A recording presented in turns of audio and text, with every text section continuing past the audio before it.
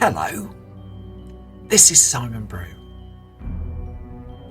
I'm the editor of Film Stories magazine, and a very, very warm welcome to the latest episode of the Film Stories podcast.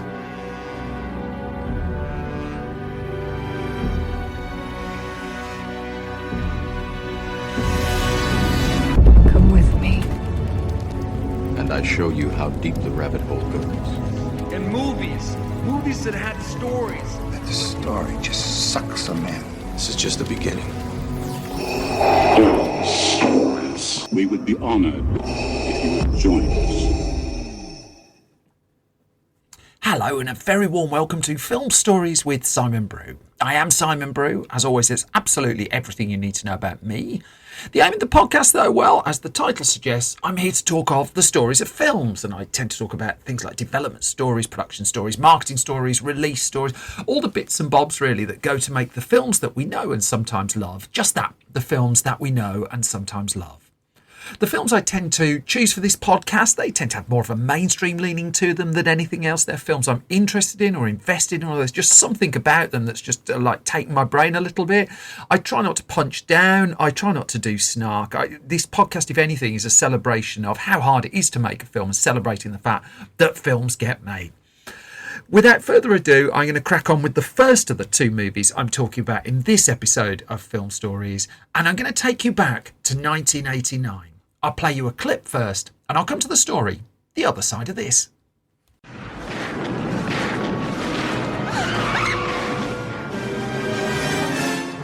How much do you weigh? About 108, I think.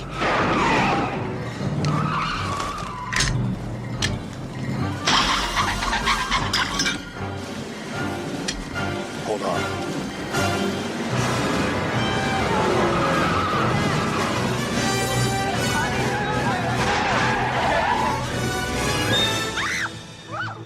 See that thing on my belt? Grab it. Whatever you do, don't let go.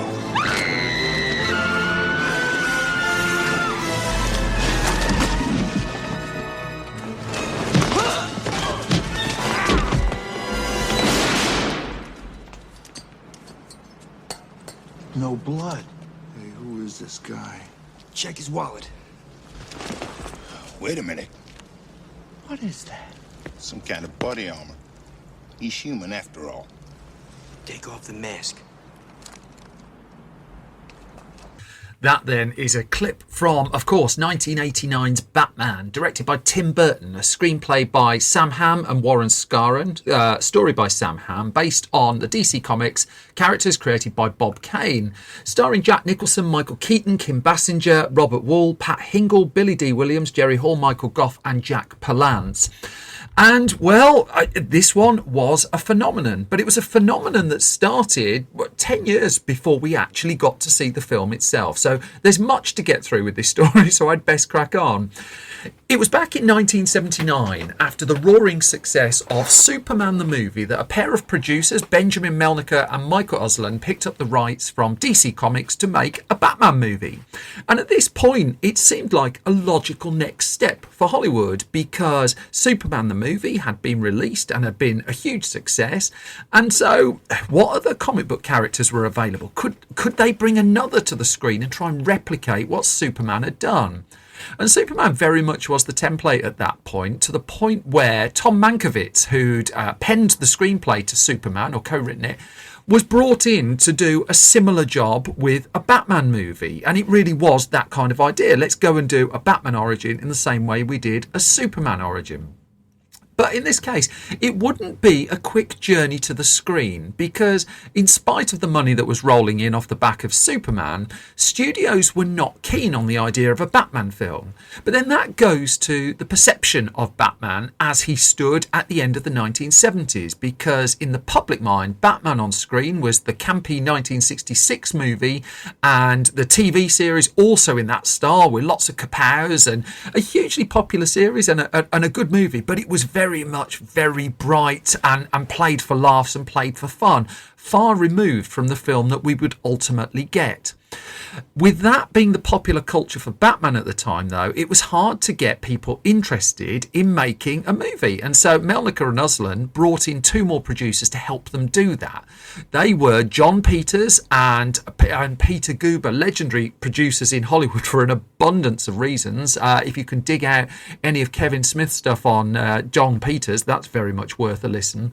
But for the purposes of this podcast, they became the primary producers on the movie, with Melnicker and Uslan taking executive producer status, and they would complain about the financial slice that they ended up taking, but that was a long way down the road.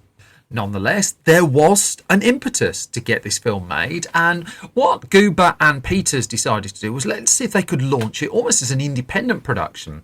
And so even though they didn't have studio backing, the Batman movie was announced in the summer of 1980 with a $15 million budget cited. Now, by 1980 standards, $15 million was an awful lot of money, so they were hardly doing this on the cheap, but there was still the problem that a studio wasn't behind. However, the gamble there had worked because there's Cinema Fantastique magazine in its November 1989 issue did a whole series of articles that I've drawn on here. I'm also drawing on Mark Salisbury's excellent Burton on Burton book. But it was at this point in 1980 when it saw that there was a big budget Batman movie coming that Warner Brothers got involved and agreed to back the project. Now, there was still a fair way ahead, even in that particular guise, as the film stood at that point. I mean, just finding a director for it was a problem. I mean, names such as Ivan Reitman, who would hit big with Ghostbusters in 1984, Joe Dante, who directed Gremlins for Amblin and Warner Brothers, they were sounded out at different stages about directing the movie. But the 1980 announcement got nowhere. Nonetheless, Mankiewicz completed his script, and The Batman was thus announced in 1983 for a 1985 release. And the budget had gone up. I think it was around 20 million it was announced at that point. But this was also the era where the Superman films had run out of steam a little bit. So Superman 1 and Superman 2 had done very well. Superman 3 less well. Supergirl, which followed Superman 3, even less well. And against this backdrop, even with script rewrites still coming, Batman was not getting any further towards the big screen. And Hollywood was sort of at the point where, well, maybe there's not actually much mileage in this superhero lark after all. But then 2 events happened in 1985 that were pivotal to Batman coming to the big screen. One of them was the publication of a comic book, and it's hard to understate just what impact Frank Miller's comic book The Dark Knight Returns had, certainly in terms of the influence on Batman and the perception of Batman. I mean, the Killing Joke is also cited as certainly as an influence on Tim Burton, who we're coming to shortly. But what The Dark Knight Returns did was it took away that kind of campy gloss that had been associated with Batman for some time and gone back to something really quite dark, really quite brooding. And crucially, at a Warner Brothers studio level, you could suddenly see that there was a different way to do this. Now, it was still going to take a fair whack of persuading, but nonetheless, there was a different path forward for a Batman film. What also happened in 1985 was the release of a film called Pee-wee's Big Adventure, the directorial debut of a one-time Disney animator by the name of Tim Burton. Now, Warner's had hired Burton to direct the Pee-wee film with no great expectations, I would imagine. It wasn't the most expensive film to put together, but it was a surprise hit. And all of a sudden, Tim Burton was high on the list of directors that Hollywood wanted to work with. Here was this brand new, bright young talent. And so Warner Brothers fairly quickly got him working on Beetlejuice, which he's going to get a mention again shortly as well. But might the young breakthrough director be the right man for the Batman job? And for the minute at least, Warner Brothers had its director. It sounded Burton out about Batman. Burton saw something in it and was interested, and so he was on board. Now, separately, a screenwriter by the name of Sam Hamm was slowly making his way up in Hollywood, but he hadn't had a script produced at this point.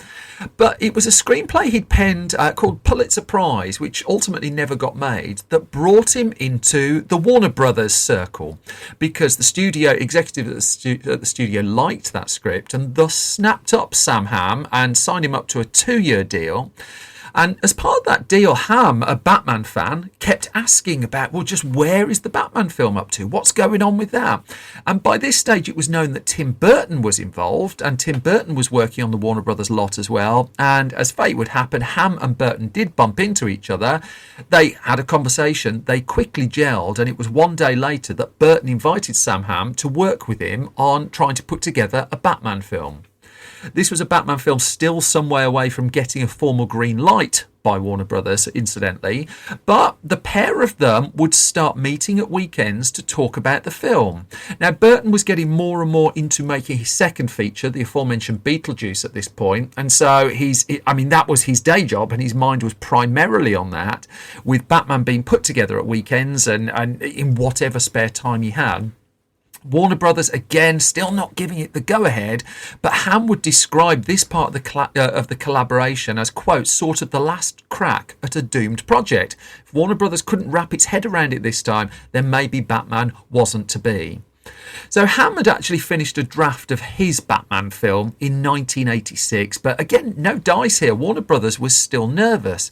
I mean, to give you a flavour of what was in that, Ham had got the idea of introducing the character of Vicky Vale, who would make it to the 1989 movie, and Vale, in turn, via a dream sequence, would introduce us to the origin of Batman.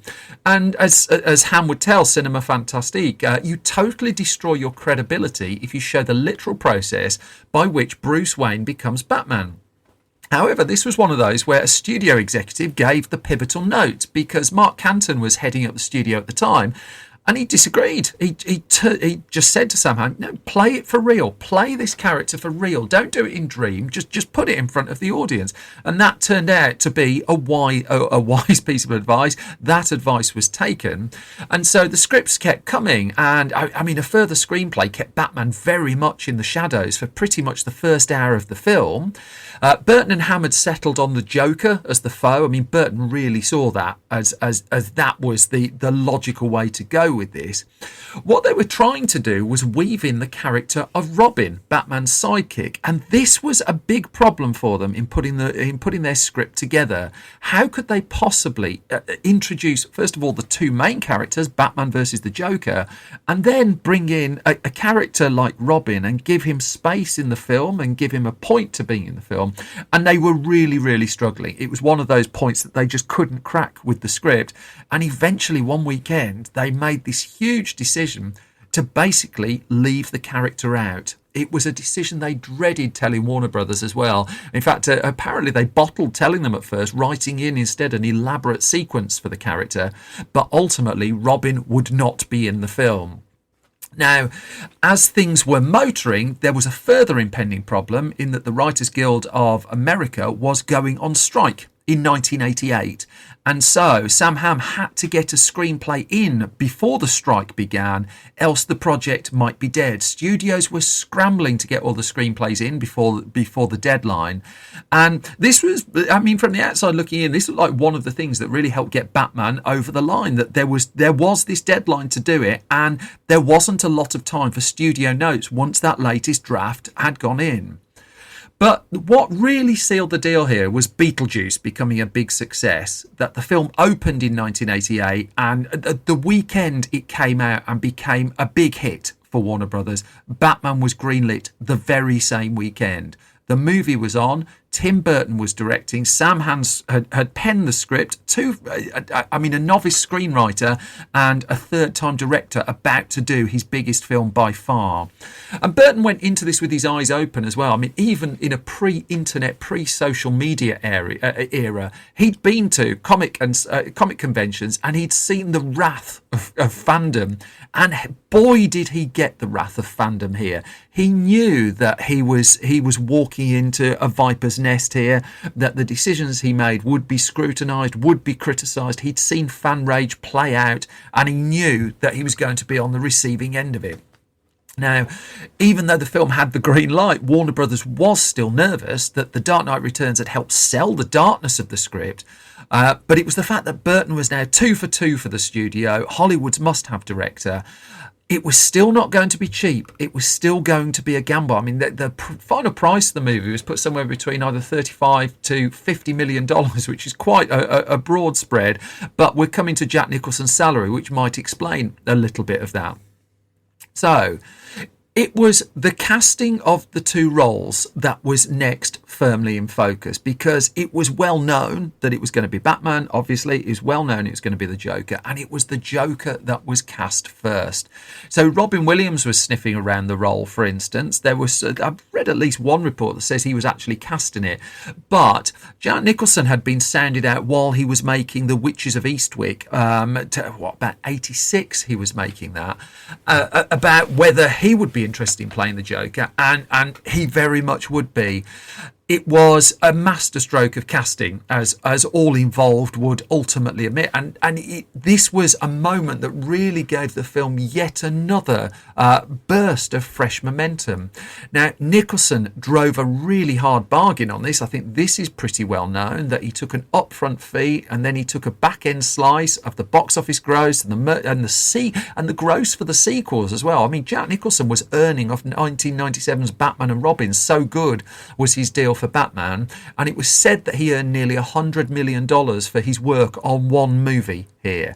One of the other people who auditioned for this was actually John Lithgow, and he admitted in hindsight he really didn't take it seriously enough. He didn't quite appreciate just how big this was going to be. Nonetheless, Jack Nicholson was in as part and parcel of his deal. He also got top billing in the film, and then it was just who's going to play Bruce Wayne / Batman.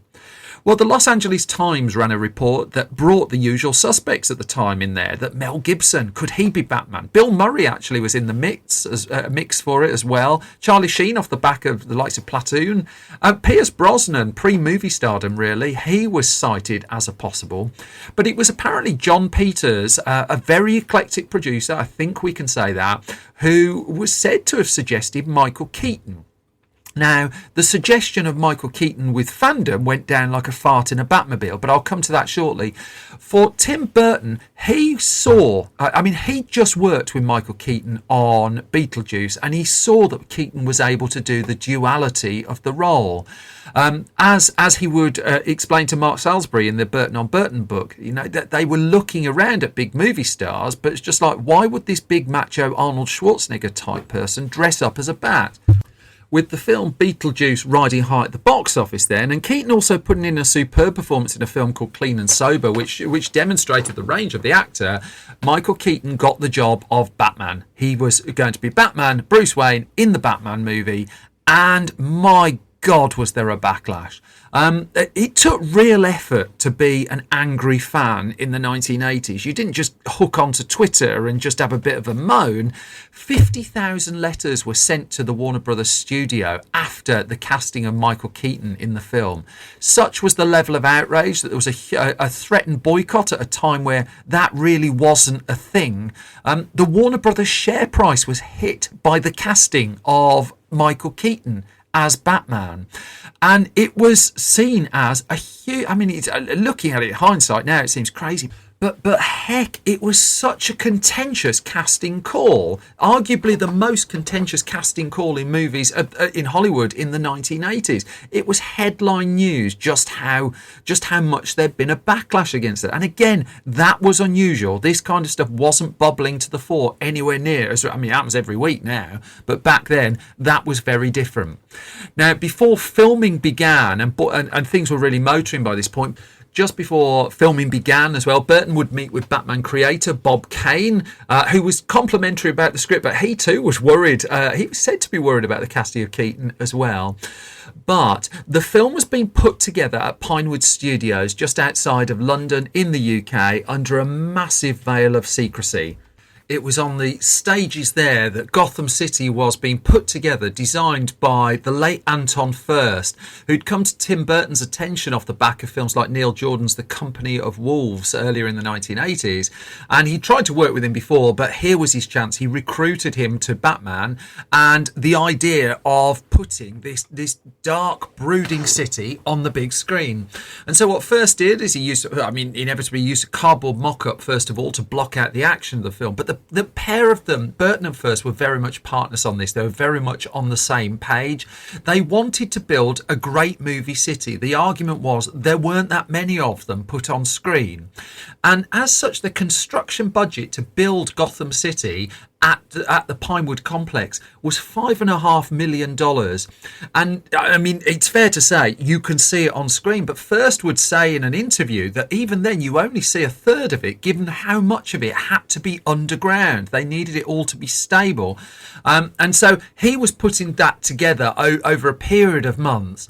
While that was happening, the rest of the cast were coming together. I mean, Sean Young was originally cast in the role of Vicky Vale, although she would have to pull out when she was injured a month into the shoot, and she would be replaced by Kim Basinger, who had originally been on the radar for the role as well. And also amongst the ensemble, Billy D. Williams had been cast as Harvey Dent by Tim Burton, with a view to him becoming Harvey Two-Face in a future film. That there was at that point just the slightest look ahead to what another Batman film may involve. Filming would finally begin, though, at Pinewood on October the 10th, 1988. And the production of this one was a massive headache. The film script at that point was just not in a place to go before the cameras.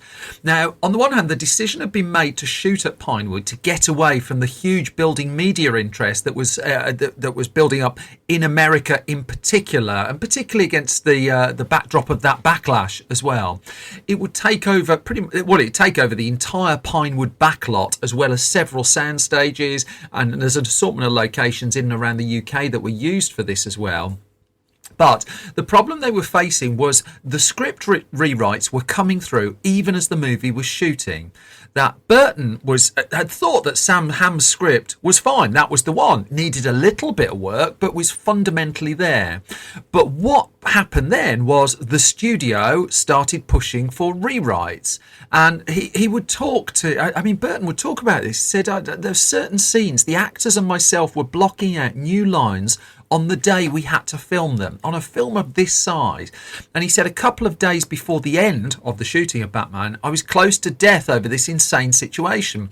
The responsibility of having this crew of over 100 men waiting to shoot something underwritten was quite upsetting.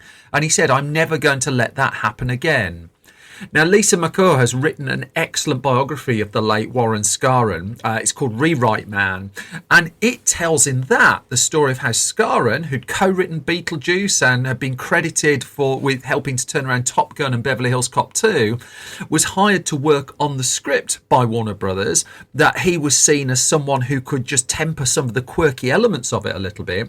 But Scarron was based in America, and he was also working on a film called Days of Thunder at the same time, which I'll come to in a future podcast. That's the Tom Cruise starring production, which came out in the summer of 1990. Scarron did fly to London, and he worked hard at numerous rewrites. He was given an assortment of tasks, from giving Robert Wool, who played Knox in the film, quote, a verbal sketch for the tone of his character, that Scarron told him to play the character like Bernstein in Watergate. But he also got on particularly well with Jack Nicholson, and Jack Nicholson had been having concerns over the way his character was written. Scarron did some work there. Scarron also had to rewrite the role of Vicky Vale when Kim Basinger came in and Sean Young has had to drop out. The huge problem, though, was the ending of the film. That it had been scheduled to take place towards the end of the shoot, but even as late as 1980, at the start of 1989, there were notable problems with this one, because they'd originally come up with this idea of a pretty straightforward showdown between Batman and the Joker at the top of Gotham City Cathedral, but John Peters was getting involved, and John Peters, as a producer, was someone who always liked to have a bit of a say. I think that's fair to say. It was at his suggestion that Vicky Vale got written into that finale, but also, without informing Tim Burton, I mean, and I read this in Lisa McCaw's book, John Peters greenlit the building of a 38-foot model of a cathedral bell tower at a reported cost of $100,000, with the thinking was it will get used in the finale. As a result, it was going to get used in the finale.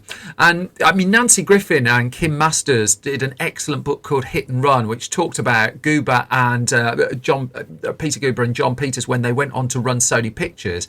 But it talked about them Tim Burton's quoted in that, talking on the set of Batman, and he was saying, here was Jack Nicholson and Kim Basinger walking up this cathedral, and halfway up, Jack turns around and says, why am I walking up all these stairs? Where am I going? And Burton said, I had to tell him I didn't know. That Scarron was having to come up with some justification for this ending to be written around this massive prop that John Peters had bought without telling anyone.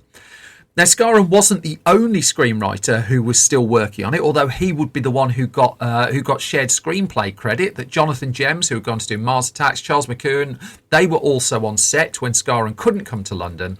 But there were so many changes and fixes that were going on whilst the film was being shot, and much to the exasperation of Tim Burton, who was getting beaten up by the process. That I mean, the one thing he found very much in his favour was just how supportive Jack Nicholson was, that Nicholson could have been an intimidating figure on this, but he was supporting his director.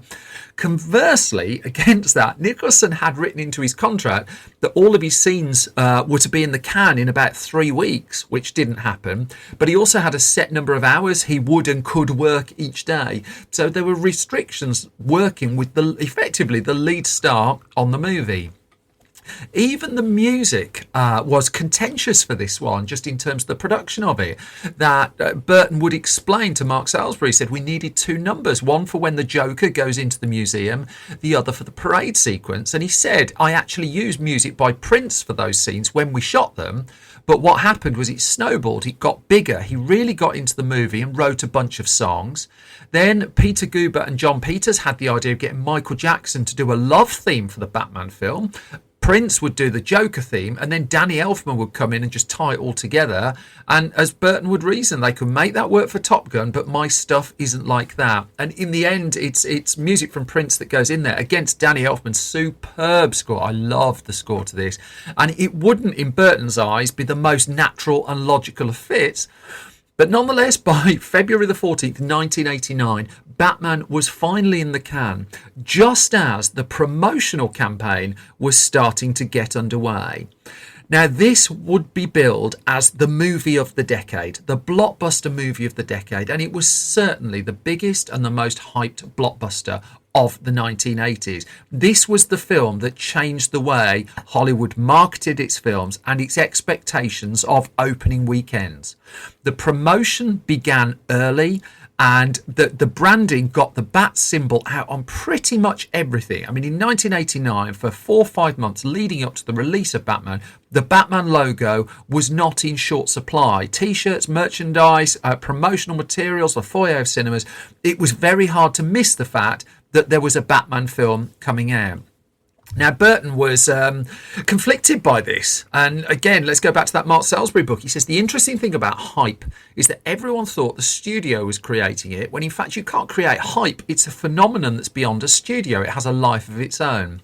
And as Burton would reason, the most negative thing to me was working on something that gained so much hype, because I'm the type of person, and there's a percentage of the population out there like myself, who, if I hear too much about something, gets turned off by it. Whilst the hype was building, another problem was building for us here in the UK, because what certificate would the movie get? Because kids, all the merchandise, loads of merchandise, was being marketed at kids. But there was a very strong feeling that the film was going to get a 15 certificate here in the UK to shut out a large proportion of the audience who wanted to see it. This predated the old PG-13 argument by some way. And I think the satirical show Spitting Image even did a whole sketch on this, if memory serves. The BBFC, the British Board of Film Classification, would change its rules for Batman. It would introduce the 12 certificate at the cinema for Batman, precisely to accommodate the fact that so many younger viewers wanted to see this film. What it wouldn't do, just as an aside, is reflect that in the video certificate. So when Batman came out on video in the UK, there was no 12 certificate. It would follow for a while before that came to video. So it was a 15 if you wanted to rent it from your local Blockbuster, but it was a 12 if you wanted to see it at the cinema. Now, when the film premiered, it was huge. It was even that first premiere, June the 19th, 1989, and this is discussed in the Rewrite Man book by Lisa McClure, of the memos going backwards and forwards, congratulating each other just on the size and the scale of the premiere and how well the film had gone down.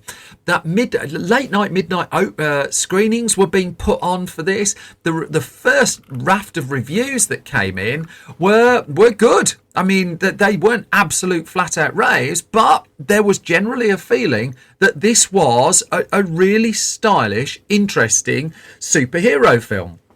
That the criticism was that Jack Nicholson as the Joker was the dominant force in it. There wasn't an awful lot of Batman to play against that. But conversely, all those critics of Michael Keaton, the vast majority of those were eating their words fairly quickly as well.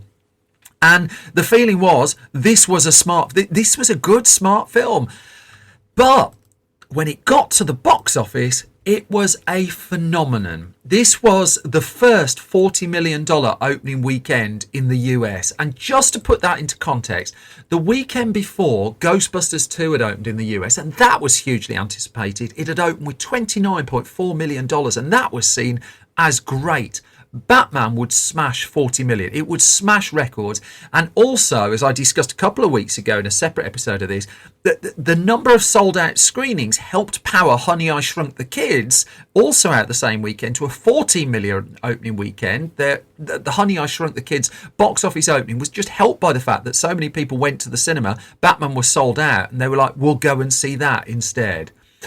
Batman would, it would be number one for a couple of weeks until Lethal Weapon 2 came along. Lethal Weapon 2, when that opened with 20 million. Again, just going to the size of the crater that Batman had made at the US box office.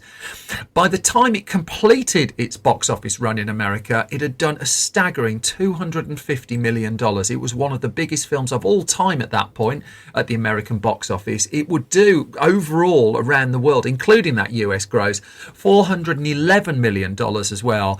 And this was a blockbuster, a proper full-on blockbuster at a point where Hollywood really didn't necessarily understand what a blockbuster was, certainly not to this degree.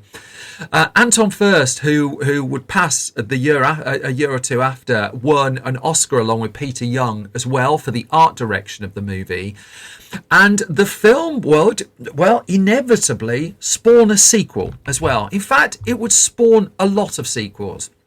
But for the purposes of this original film, the hindsight of it is, Burton, he wasn't so keen on it at the time. He would go straight on to do Edward Scissorhands, a far more personal project in the end. He felt that Batman was a bit more spectacle and a bit more boring, but in interviews, he seems to have warmed to it a bit more since. He would, when he was asked to do Batman Returns, the ultimate sequel, which followed 3 years later, it would be far more on his terms. It would be filmed in America close to home. There'd be a lot less studio interference, and it is a film I've covered before on the podcast. One person who continued to be a big fan of 1989's Batman, though, was apparently Jack Nicholson. And there's a story goes around that he was so happy with the film, he was watching it himself regularly. This was a seismic change in Hollywood, this film, and it's a film I continue to enjoy. It's a film whose score I continue to enjoy. But every big blockbuster you're seeing in cinemas now, in some way, is just affected by the ripple that Batman made and how it changed the heads, how it turned the heads of the people running Hollywood studios. A genuine phenomenon, and not just because its logo was on so many lunchboxes. Which brings me to the halfway point of this latest episode of Film Stories. As always, thank you for listening and thank you for your ears. I am an independent podcast producer. I work in a room by myself without a big company, without a company behind me. The only reason I've got this far is thanks to your support. And it's just one of three, any of these three things really. If you can do them for me, it would be amazing. First of all, if you can subscribe to the podcast, because that apparently helps with the algorithms and stuff like that. It helps get me get noticed against perhaps, let's just say, better resourced alternatives. If you can leave a review, ideally a hugely positive review, that also helps enormously too. And if you really like this podcast, I'm on Patreon at patreon.com/Simon Brew. And if you financially support me there, then you get the podcast a bit earlier. You find out bits and bobs of gossip behind the scenes as well. And also I use the money for that to help pay new and upcoming writers to write for the Film Stories website as well. I should also note that I've got a book out, Midsummer Murders, Could You Survive Midsummer? That's a bit of a left turn for me. That's out now. I've also got Film Stories and Film Stories Junior magazines. You can find out more about those at store.filmstories.co.uk. But that's enough of me trying to sell you things. Instead, I'm going to crack on with the second of the two movies I'm talking about in this episode. Going to, 2019 really is the official date, although it didn't make it to cinemas for fairly obvious reasons that we're going to come to until 2021. I'll play you a clip from this one. I'll come to the story the other side of this.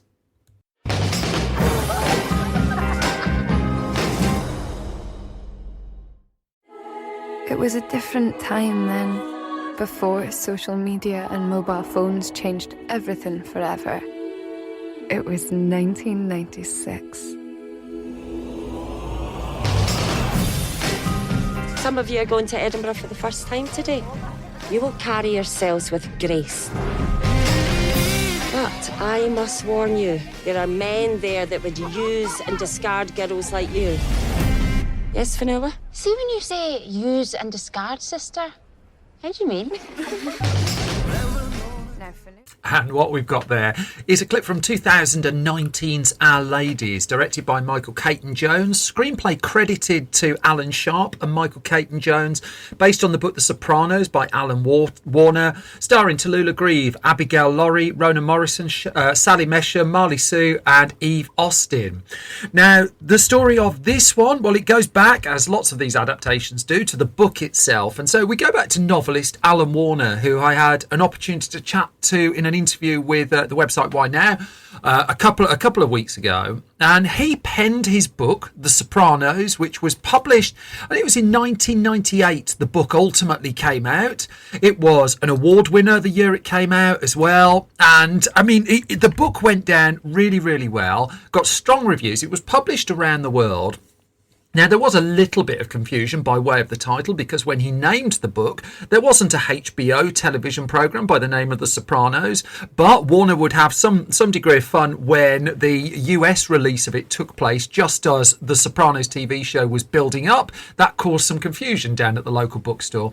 Nonetheless, the book had gone down well, and Warner's writing was in demand. That his debut novel, Morven Caller, had already been optioned by the BBC for a film, and that would go through a few directors on its way to the screen before Lynn Ramsay picked it up and delivered a really terrific movie. But also the manuscript of The Sopranos got very early interest, and from Hollywood studios as well, that there were some sizable checkbooks out with the view of picking this up. However, Alan Warner had become friendly with a fellow Scot, the director Michael Caton-Jones.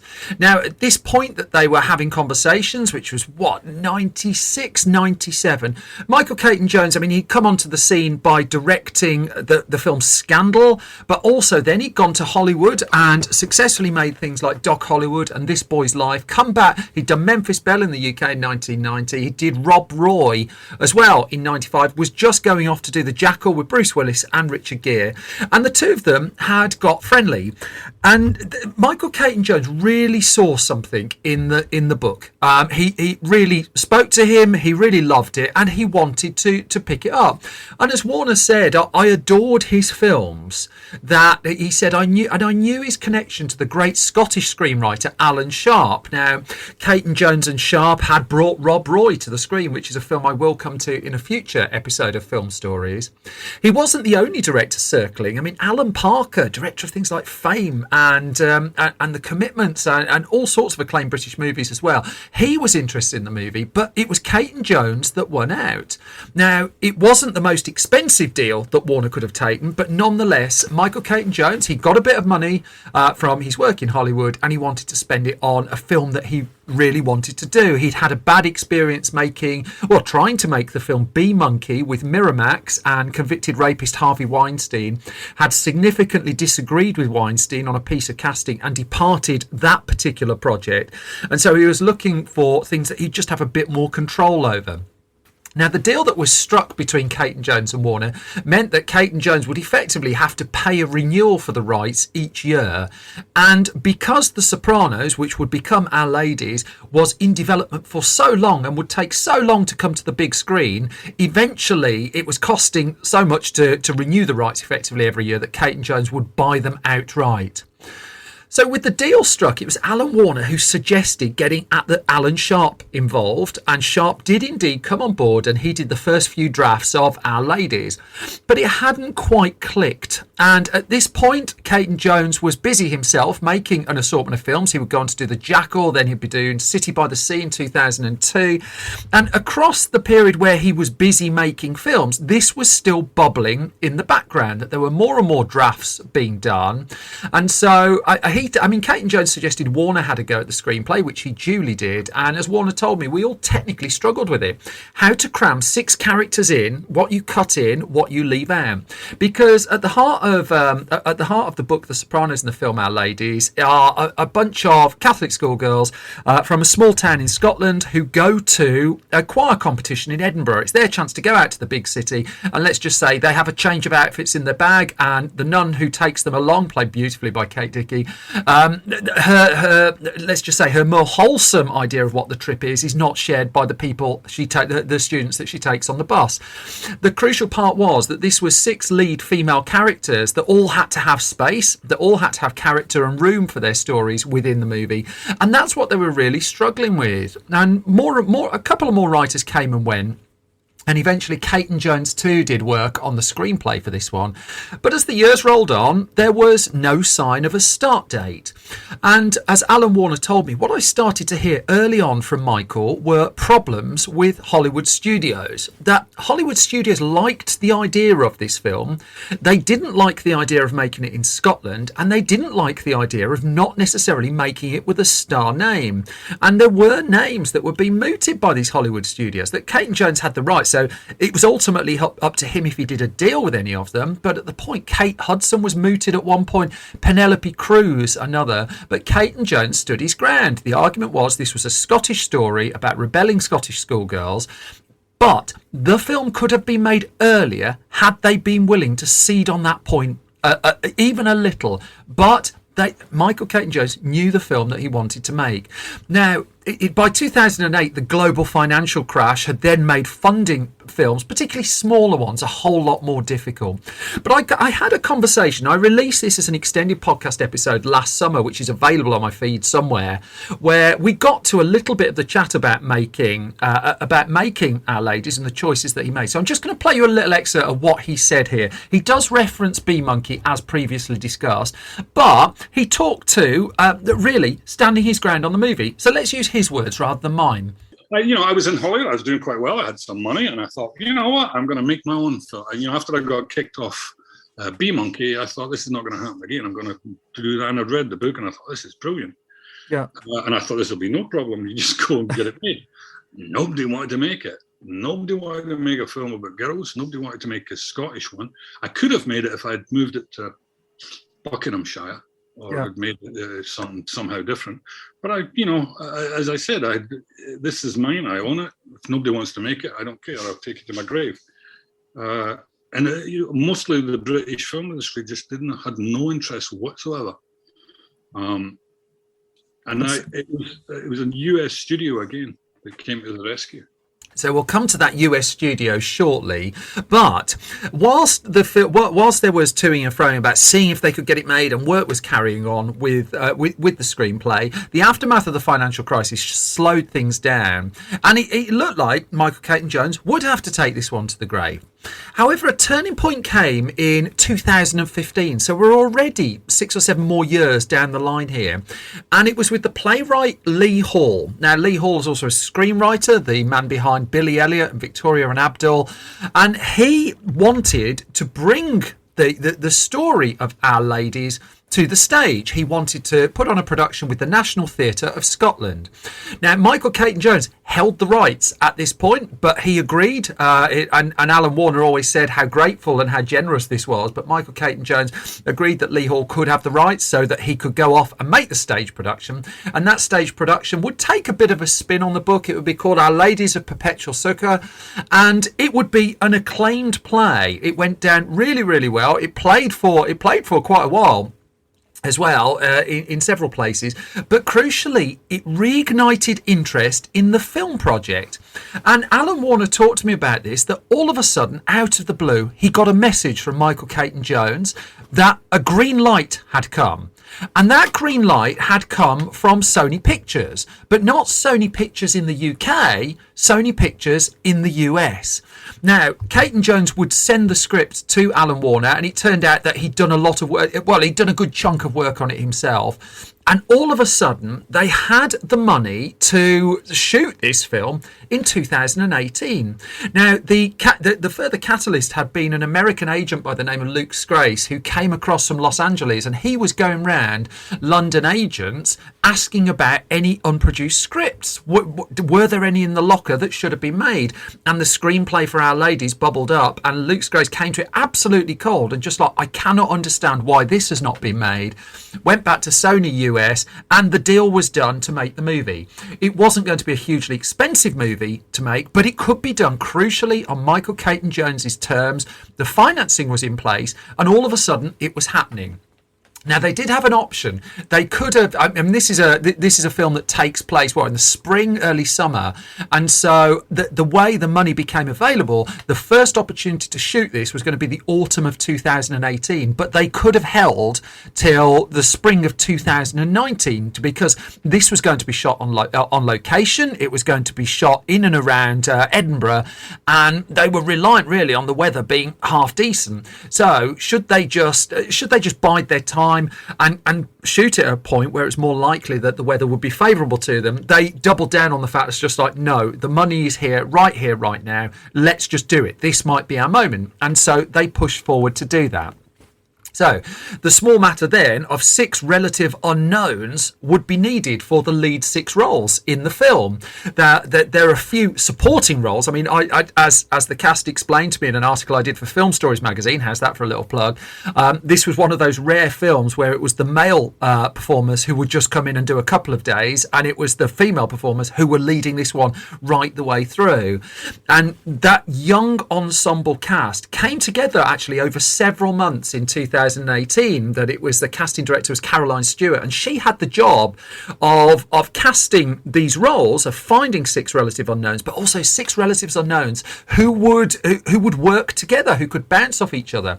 And as a result, it was a quite intricate casting process in that talking to the performers who ultimately got the roles, they pretty much all of them said that they'd auditioned for other parts in the film at certain points. They didn't necessarily get the part that they originally went up for, but they came back, they did read-throughs, then they did chemistry tests, and it was all just kind of bouncing backwards and forwards, and some were coming in a lot earlier than others as well. And so this was quite a fluid casting process. That Sally Mesham, for instance, who plays the role of Manda in the film, she talked about how she walked out of the audition, and then Caroline Stewart's chasing her down Tottenham Court Road saying, come back, we need you to come back tomorrow to do the chemistry test, etc, etc. The last through the door was Eve Austin, and she takes on the crucial role of Kay in the film.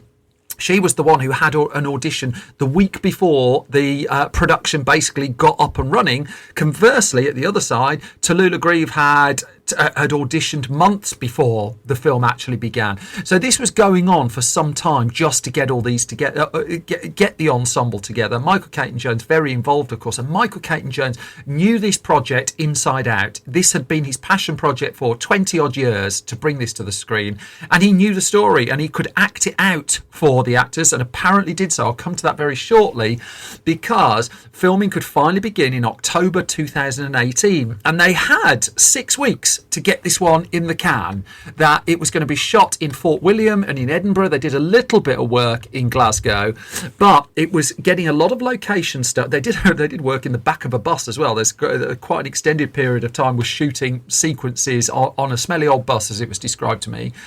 But before they went before the cameras, Michael Caton-Jones arranged a rehearsal period, and an oddly extended rehearsal period.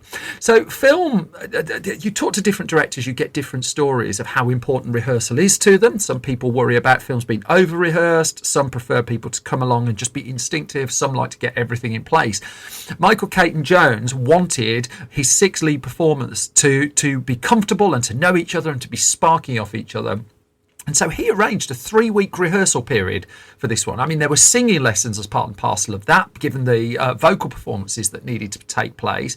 But also, it was crucial to him that they all got to know each other, that they put their mark on the characters. And he was absolutely in the midst of that process. Tallulah Grieve described to me a day she spent with Michael Caton-Jones where he basically could act out the whole film. And I wish she'd filmed that, because apparently he was really going for it as well.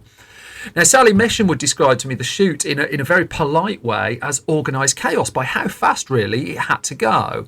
Now, on the one hand, Michael Caton-Jones was encouraging a level of playfulness in his cast, that, again, he knew the script, but he knew also he wanted energy. He got young performers and he wanted them to feel that they could have the zip for it.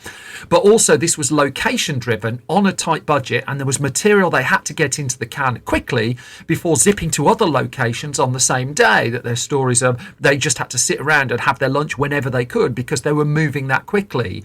There were moments where Christmas shoppers basically in Edinburgh would see the 6 leads just stumbling down the steps, and this was very out in the open filming for significant parts of the shoot.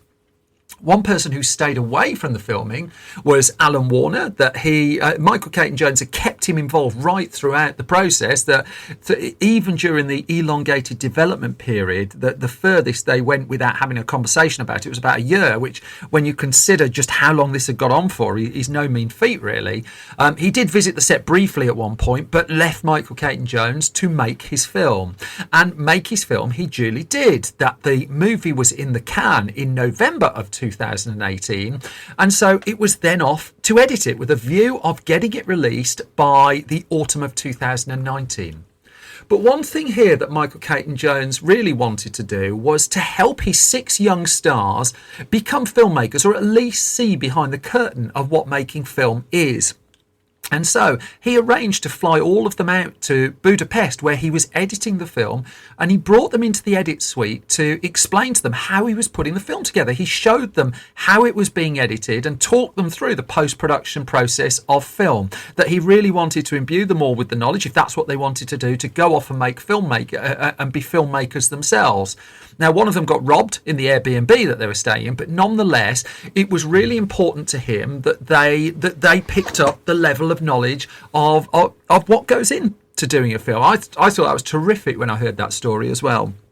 And so the film was duly completed. That Roddy Hart and Tommy Riley came in to do the music for it. The edit was in place. They'd locked a running time of 105 minutes. It wasn't completed until, I think it was the end of September 2019. It was very much a last-minute job to get the final cut done. And that deadline was crucial, because the film had been entered into the London Film Festival in 2019. As such, on the 4th of October 2019, the movie premiered in London at the London Film Festival, and it opened to rave reviews. I'm going to pass this back over to Michael Caton-Jones, who can talk about this part of the process. I got to tell you, I've never had a response like it, ever. Apart from when I screened Doc Hollywood before, to a test crowd. When you make a picture, if you make a drama or something, you sit in a cinema with an audience and it's pretty silent. You try and you're very attuned to whatever's going on around you, and you try and pick up vibrations. When you do a comedy, it's either win or lose. Yeah. They either laugh or they don't. And one of the greatest feelings in the world is having made a film that's supposed to have some humor in it, and for people to start laughing in it. And I literally finished it on a Wednesday, and we were screening it on a Friday, and that was 20 years to get it there. So I just thought, get out on the street and let's see how it plays. I was a bit nervous, but it was an 800-seat theatre, and they started rolling. They started laughing, and it was one of those things where the laughs rolled through. And there's a bit at the end where the kind of climactic bit, where a bunch of different things are happening and they all come together. Yeah. The audience started laughing at the beginning of that, and it rolled all the way through. It was incredible. And I got 5-star reviews for this. And I thought, oh my God, I've never had that in my life. And those reviews on the whole were hugely, hugely, hugely positive after that London Film Festival premiere. So Sony Pictures was really confident of that. I should note that there were one or two who were less keen on it. I personally think this is a terrific film. I've seen it a couple of times and I really want to give it a good push. But I just think the story and the endurance of what got it this far is really quite something. So Sony, with that in mind, set it for a wide release in the UK. They released the trailer in January of 2020. They were going to put it in cinemas on the 6th of March 2020, and then you can probably guess what happened after that. As COVID wrought havoc around the world, the release dates kept getting delayed. It got knocked back to the 24th of April, then to the 11th of September, and then it just came off the release schedule altogether.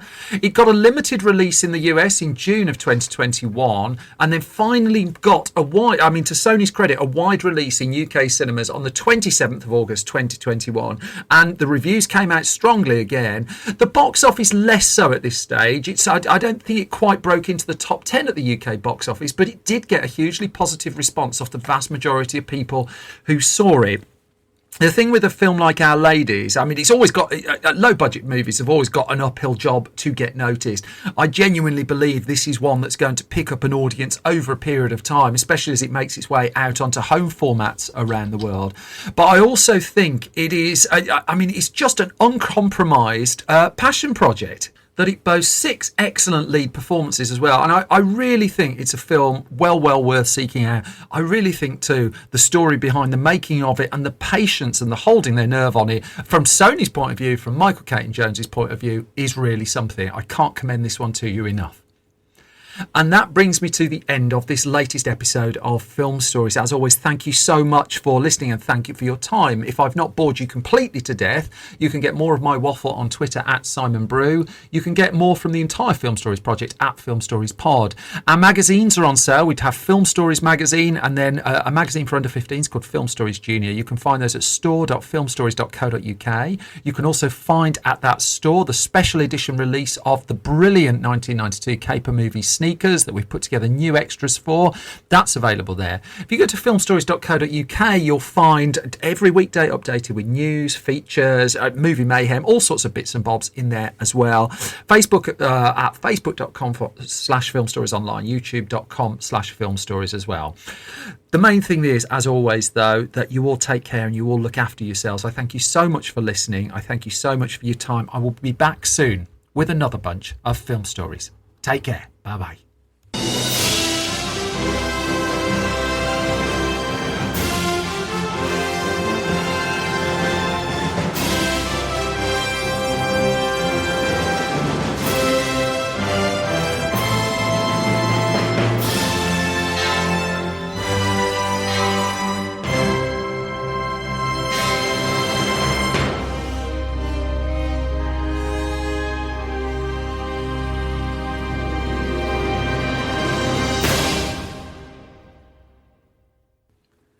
Now, for those who listen this far into the podcast, usually I end these days with just like a little extra movie clip snippet. Just wanted to do something a little bit different because I'm aware that quite a few people out there are struggling and having a tough time at the moment.